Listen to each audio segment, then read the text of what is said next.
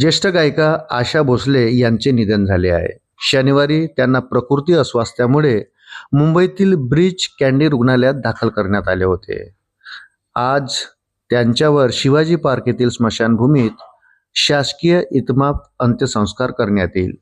Lower parade येथील त्यांच्या निवासस्थानी सकाळी 11 ते दुपारी 2 या वेळेत त्यांचे अंतिम दर्शन घेता येणार असल्याचे मंत्री आशिष शेलार यांनी सांगितले.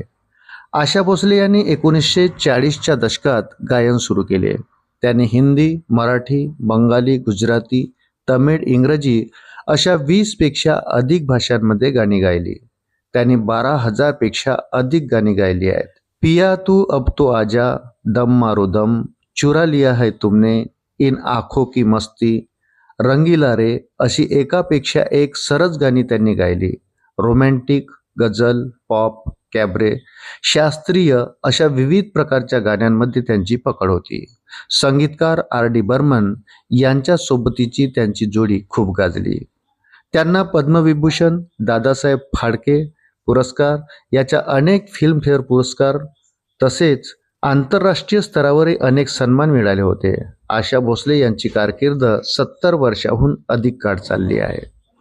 अशाच नवनवीन अपडेटसाठी व्हिडिओला लाईक आणि चॅनलला सबस्क्राईब जरूर करा. धन्यवाद.